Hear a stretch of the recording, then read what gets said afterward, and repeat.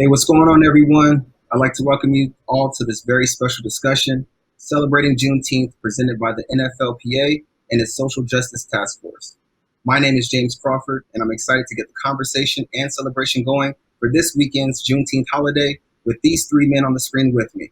We've got Brennan Scarlett, linebacker for the Miami Dolphins, Tyrell Adams, linebacker for the Buffalo Bills, and Zach Banner, offensive tackle for the Pittsburgh Steelers. Appreciate each of you joining us today for this important conversation. Before we dive in, let's briefly touch on what exactly Juneteenth is. Juneteenth is a holiday that celebrates the end of slavery in the United States. It's also known as Emancipation Day, Jubilee, or Freedom Day. Juneteenth, which is the combination of June and 19th, marks the date, June 19th, 1865, when Major General Gordon Granger arrived in Galveston, Texas, and announced the end of the Civil War and the end of slavery. Although the Emancipation Proclamation came 2.5 years earlier, on January 1st, 1863, many slave owners continued to hold their slaves captive after the announcement. So Juneteenth became a symbolic date representing African American freedom. Newly freed Black people celebrated the first Juneteenth in 1866 to commemorate liberation with food, singing, and the reading of spirituals, and take pride in their progress. These public celebrations of their newfound freedom was an act of resistance. It's also important to note that as much as Juneteenth represents freedom, it also represents how emancipation was tragically delayed for enslaved people in the deepest reaches of the Confederacy. Juneteenth honors the end of slavery in the United States and is considered the longest running African American holiday. From corporations to Congress, there is a growing move to commemorate the importance of Juneteenth. And with that, let's start our conversation. Our first question is, why is Juneteenth important to you? Juneteenth is important to me because it acknowledges and commemorates the ongoing struggle for freedom and justice for Black folks in America, as well as the legacy of systemic racism and anti-Blackness that persists in this country. Juneteenth reminds us that legislation, declarations, and proclamations are important, but ongoing activism and advocacy are what put them into action. Changing unjust racist laws and policies are necessary, but they're insufficient without the collective pressure that we put on institutions to bring about justice. So Brennan, why is Juneteenth important to you? Shoot, I'll first off say that Juneteenth, I didn't know much about Juneteenth until recently, in the past couple of years. It wasn't something that I was taught about in schools.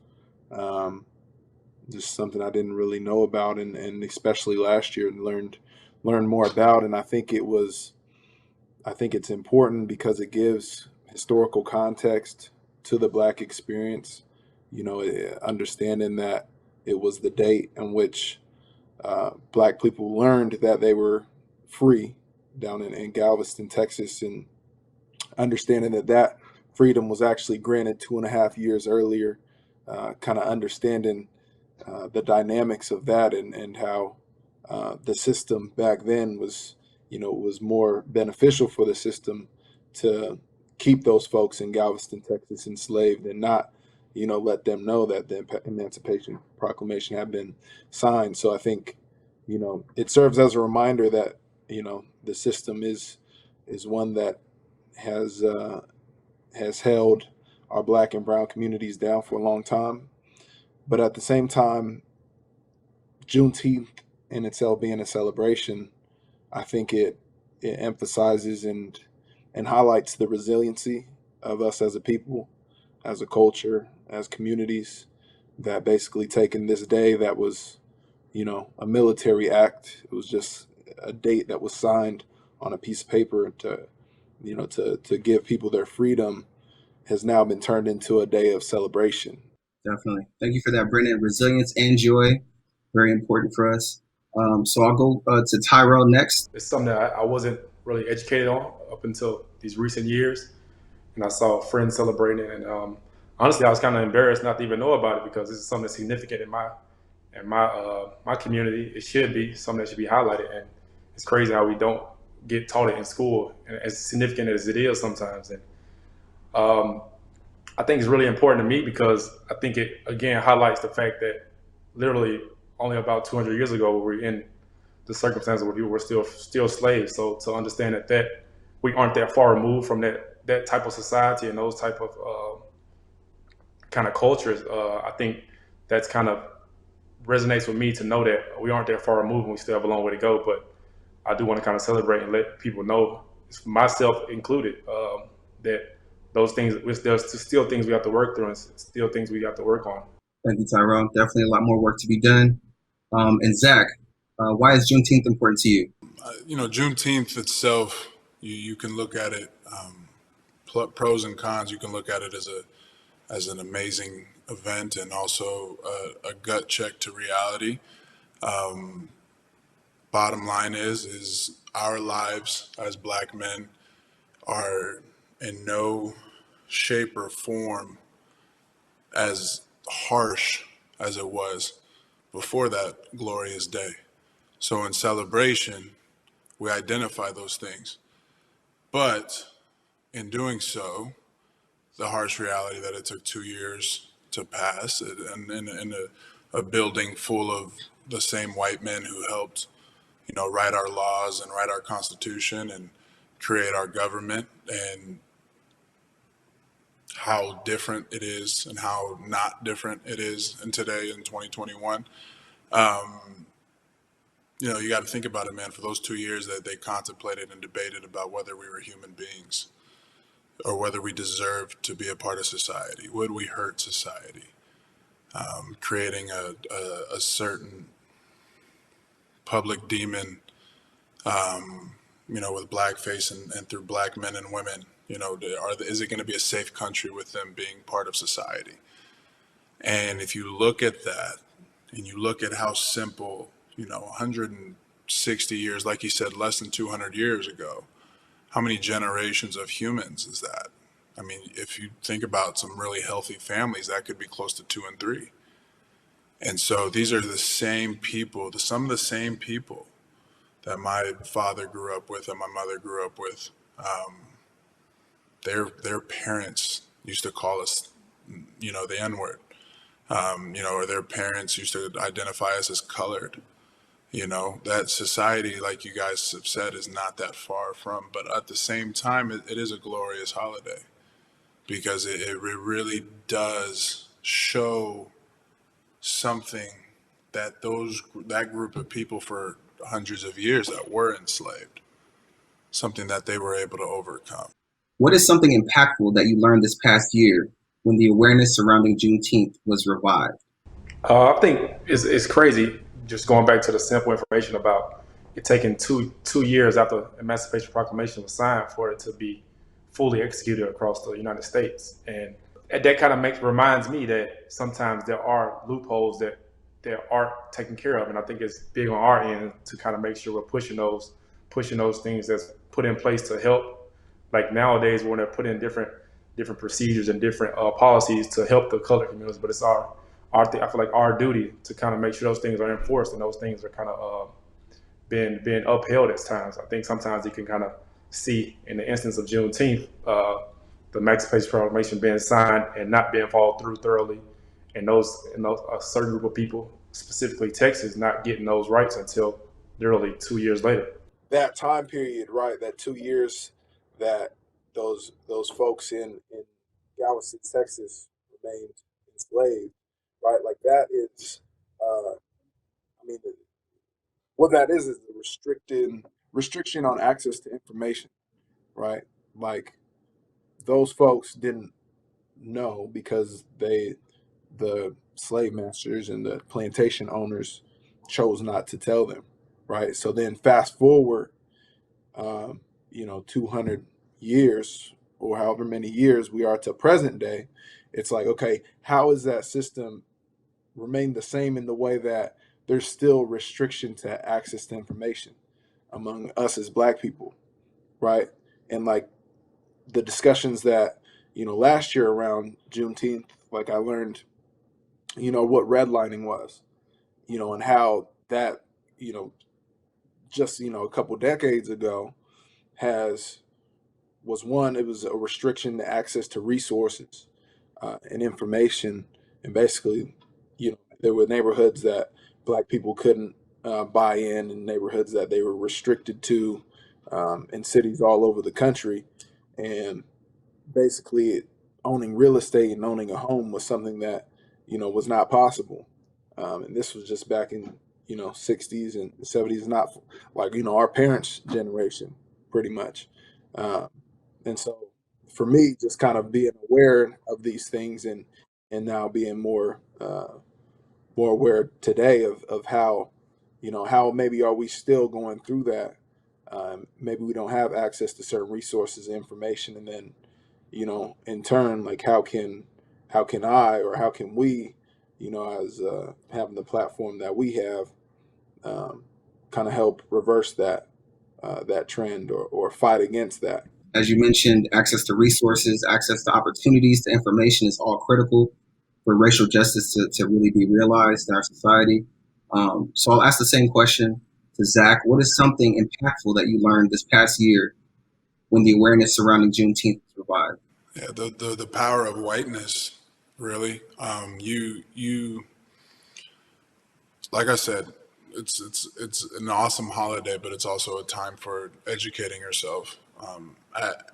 When the same groups of white men had created our country and let off this certain amount of slack, of rope, to the black community, access to vote, just to be like I said, a citizen in the United States, to be considered a human being. And then we talk about civil rights marching. We talk about these things. These are moments. There was a moment in Abraham Lincoln's heart that was empathetic towards the black community. There's times, MLK marching on Selma and March on Washington, Malcolm X. There's times where powerful men and women from the white community felt empathetic towards the black community, and that passes certain legislation and laws and makes certain motions happen in DC that are extremely powerful. After the George Floyd, the situation and him being killed, on camera, it created an empathetic moment for not only companies, organizations, and very, very powerful human beings, especially from the white community. That's the most important thing. I think it is also important to identify on this holiday how simple it would be to avoid tragic incidents like that, to create that empathy that usually causes motions to be made, to break bread and enjoy each other, and enjoy and invite those from the white community that want to be allies. Thank you for that, Zach. Really highlighting the importance of empathy, solidarity as well. And as you mentioned, last year's protests and the solidarity from various groups, nationally and internationally, it put a focus on this question of whether Black lives truly matter, specifically within the society, right? And it wasn't so much something I learned, but something that was impactful for me since last year, which is not only do Black lives matter, of course they matter, but how do we get other folks to know that as a starting point, right? So as Zach was saying, having that empathy to really understand that Black lives do matter, but also to get us to understand and also demonstrate how are Black lives valued. So in this past year, I've continued to think about what it means to value Black lives in schools, in healthcare, in the economy, in the workplace, in the criminal justice system, in all various aspects of American life. Although Juneteenth marks the freedom of Black people from enslavement, there are still many institutions where systemic racism hinders the advancement of Black people and our communities. What are one or two specific things that you'd like to see done to bring true justice and liberty for all in this country? So the pursuit of quality education for Black folks has been foundational to bringing about systemic change that's necessary for liberation and racial justice. And racial justice in education requires us to look at achievement disparities in schools and ask, how are we fulfilling our promise to actualize the potential of Black students and by extension, their families and communities? So one specific thing that is currently being centered in education and that I think needs to be amplified is the push for culturally relevant and responsive curriculum. because ethnic studies and critical race theory help us to identify and shift the traditional ways of education that perpetuate racialized disparities. And they help us to move towards empowering students with the knowledge to actualize their personal and academic potential. I think the education system and just knowledge of our people is really, really important. I think, from the school systems and how they're funded, to the quality of teachers in the neighborhoods. From my understanding, that a lot of our schools, are funded by property taxes or by taxes, and so in low income neighborhoods where you're more likely to find a marginalized Black community, there's just less resources to go around at those schools, and so I think that that needs to be addressed. I think the biggest thing would be, outside of education, the changing of the relationship between the community and the police. It is very, very easy, and we are desensitized as Black men to have casual conversation about things that shouldn't be happening. That just from the simple fear that runs in our heart when we're pulled over for a traffic violation, as a 27-year-old, millionaire, wealthy person. That's not a humble brag. That's just to identify that I still get scared from simply going 10 to 15 over. And you know what I'm saying? Because you don't understand what that altercation is going to be, because that relationship at a young age, at some certain point, at some level, you have been taught that the enemy, the police can be the enemy, and you can be an enemy to the police, just simply off of the color of your skin. How that changes in each state, in each city, like I said, it depends on legislation. There's certain things that are banned in certain areas. There's certain ways and operations that are, but the whole overall Black in America mentality of being scared of the police and not associating themselves with the police, that we have to change that relationship, because it's just not healthy. People are dying.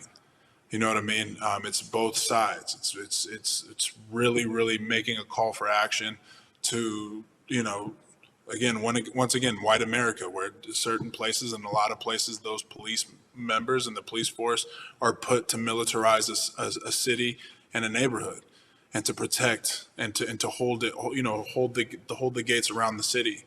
That's very, very strong, but it's also up to us to have to educate ourselves as Black men and the Black community on how to not only stay safe with the police, to listen, to follow rules, to do things, to know your rights, right? I think that's the biggest thing, to know what you can and cannot do. That way we can keep people from dying. Thank you for that, Zach. Really highlighting the importance of recognizing how the criminal justice system, how policing is very much tied to our emancipation as Black folks from slavery, right? And how the first police in our society were actually tasked with making sure that the formerly enslaved Black folks in the society were kept in their place, right? And so we see how policing our society continues to perform that function, right, of surveilling Black communities at higher rates and incarcerating us at higher rates for the same infractions. Again, you kind of realize growing up, I'm 20-some years old, just learning about Juneteenth, which is something that's very, very pivotal in my race. So again, kind of like taking that into perspective, I think that shows how we're not being taught the right things in school. We're not kind of being having access to the proper resources at times. I think we kind of get in this stigma of African Americans having only a limited amount of routes to be successful, and again, that's either sports or entertainment, and we kind of limit ourselves to those things. When I feel like we have to have more access to those other avenues and show that we're more than just athletes or just entertainers. We can be doctors, we can be lawyers, and we can be those pivotal people in our communities at times. And I think the biggest thing is having access to those things as a child sometimes, and those kind of educational avenues. I can vividly remember growing up and not realizing I could be more than just an athlete, because I didn't see past my community, the things I saw on TV, the people that would look like me, the people that were successful that looked like me. The ones that I saw that were glamorized were the ones that were athletes or entertainers, rappers. And once I kind of stepped out of those limitations and started to get into the world and started seeing other black people, other colored people in powerful positions, and realizing in that moment that kind of sparked the fuel in me. I just started to think like how big that could be for a 14-year-old, for a 13-year-old. As you mentioned, it's hard to be what you can't see, right? So we definitely need to make sure that our young, young Black students are seeing the possibilities for pathways into multiple career options. And so our next question is this. We saw a lot of businesses, states, and organizations commemorating Juneteenth last year, which is great. But when you look at their executive staff and track record, these same places are lacking in diversity and support of underserved communities.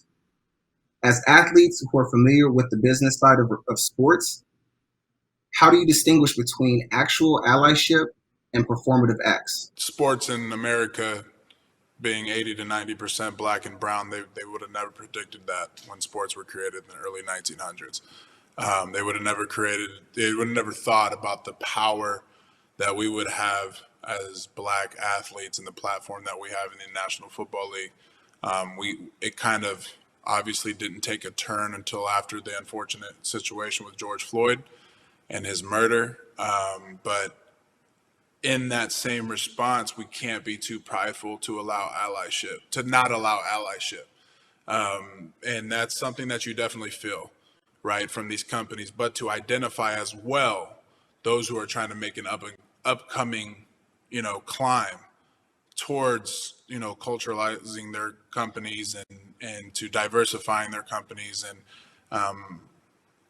really showing the work that Black and brown people make to not only level up in sports, like T was saying, but to also take over, other fields and lines of work. And it's not really so much, obviously I use the aggressive term and take over, but it's really just asking for a seat at the table. And you really try to communicate that through these times, right? And like I said, we want to try to do that as much as possible, create empathy as much as possible without, before the actual cause and not waiting for the effect, right? We don't need innocent people to keep dying from the Black and brown community to identify that. But to have a voice and to be able to hold them accountable moving forward and what they've said, like you said, sometimes it could be fake. Sometimes it could be a campaign ad. Sometimes it could be to get someone to office. Sometimes it could be just as simple as they have a really good social media person that said they needed to identify. Those who are real and those who are not. Yeah, I also think that time will tell, for actual impactful action. I think that over time, the proof will be in the pudding. I think, it's for a lot of big companies, a lot of big institutions, businesses, firms, whatever the case is, like, it's not going to be a quick change.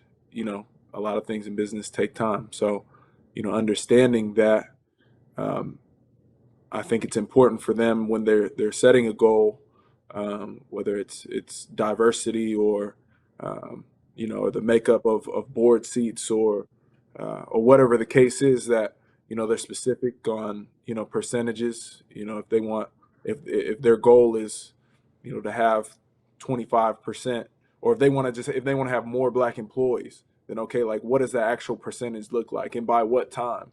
When does that happen? And then going from there, I think when we say a seat at the table, I think it's one thing to have your entry level employees being diverse, but like what's your higher level executives look like?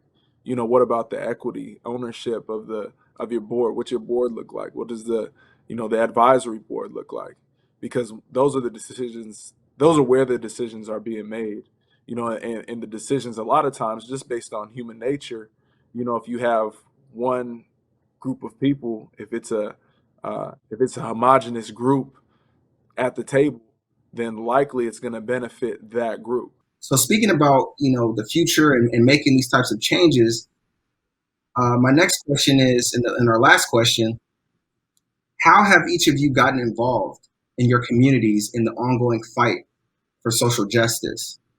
When we're talking about getting involved in our local communities, for me as a social justice educator and a current PhD student at UC San Diego, I've collaborated on various research projects, programs, different events to advance educational equity and justice in the local context. Been working on different studies that evaluate ethnic studies curriculum and pedagogy in the local school district.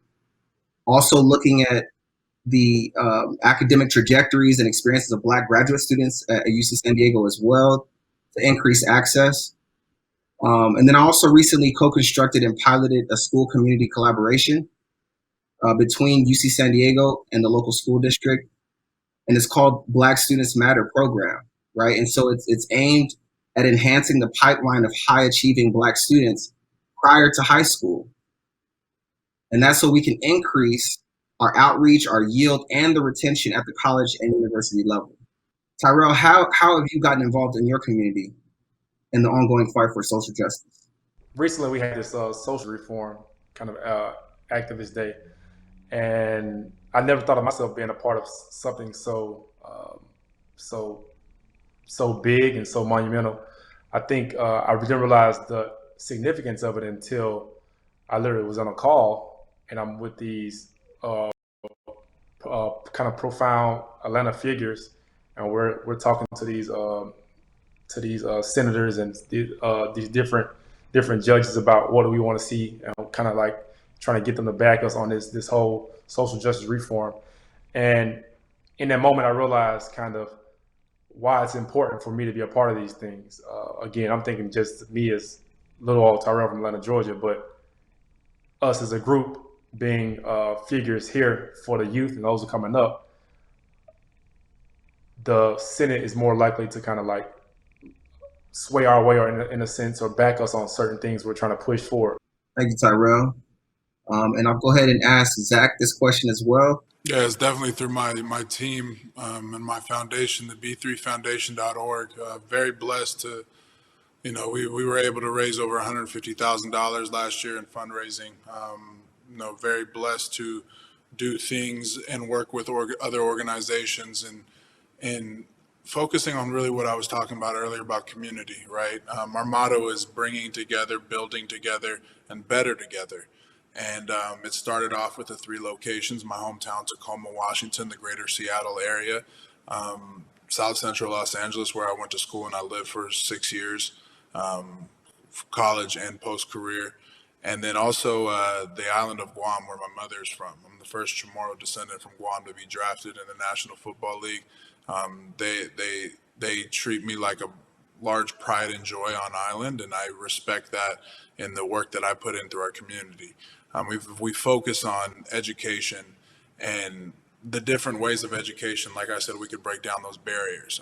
At first, it started off with our annual backpack drive that we do every year. Last year, I think we put out over 5,000. I think this year we're going to put out maybe 10 to 20. We're also blessed to say that we've done amazing things, like created an annual scholarship. The scholarship itself is named after both of my parents, who are educators, Ron and Vanessa Banner Scholarship, and we're able to put a yearly commitment. Every year, annually, we'll select a winner, and that kid will win $40,000 to their college. And this year's winner, Denise, first generation Muslim girl who was homeless with her mother her entire life. We changed her life. She's going to the University of Oregon next year, sadly. Another sad Pac-12 team like Scarlett went to. But it's one of those situations where we will be able to pay for her entire education. And we'll be able to make that commitment to another kid, and just like I said, slowly break those barriers down. And then doing other things like, on my personal platform, in representation of my team. Just speaking out, calling out America socially how it is, and holding it accountable, kind of like what we talked about, building those allyships with not only other organizations, but other groups of people. Brennan, how have you gotten involved in your local community in the ongoing fight for social justice? I started a foundation called the Big Yard Foundation in 2018. Basically, I found in my community that I was from, which is North Portland, North and Northeast Portland. When growing up, that was kind of the concentration of the minority population in the city, right? That was where, the Black and brown communities were. And for me, growing up, like the support that I got there, the sense of community that I had there was so strong, and it's a big reason of why I was able to accomplish the goals that, I was able to. And, as time progressed and I left and I went off to college and then began my career in the NFL, like going back home, I realized that a lot of that community had been displaced, kind of scattered throughout the city, through the gentrification process. And, it just got me thinking on how in the future and how today, how can I help empower the communities, right, that I'm from? How can I empower the Black and brown community in Portland, Oregon? I feel like there's so much change in our world, so much change in our society, but I feel like the sense of home and the sense of community is something that should remain stable. And so the Big Yard Foundation, we focus on community empowerment through literacy, creativity, and physical wellness. So similar to what Zach does, we give out free books, backpacks, educational tools to local elementary schools, local nonprofits in Portland. We hold community events to bring that community that has been displaced back together again. For Juneteenth, actually, we're doing a march that we're calling Celebration of Black Lives that we started last year. So this will be our second annual march from Peninsula Park, which is a park that I grew up at. I used to drop buckets there all summer long. We're basically starting there in North Portland and marching along Rosa Parks Boulevard, up MLK, and then stopping at Martin Luther King Elementary School. We're holding a festival where we'll celebrate Black culture, which is, art, music, dancing, food, support Black business, and other community events like that. So basically just, trying to support and empower our communities in the best way possible. And luckily just have a community of folks back in Portland that are helping me, push the narrative. And it's a foundation that's kind of led by the community at this point. So I feel very grateful just to be on the same, panel with all three of you. I know a lot of folks look up to all three of you for the things that you do on the field, but you do such amazing work off the field as well in the community, and I really want to applaud all of you for that. And as we wrap things up for today, I want to thank you again for this wonderful discussion. It's been great to see how these players and many of their fellow athletes have been at the forefront of the social justice efforts to bring about meaningful change. We want to challenge all of you who are watching this to do your part by getting educated on Juneteenth and the ongoing fight for social justice, and also get involved in your community. Thanks again to all of you for participating and everyone watching.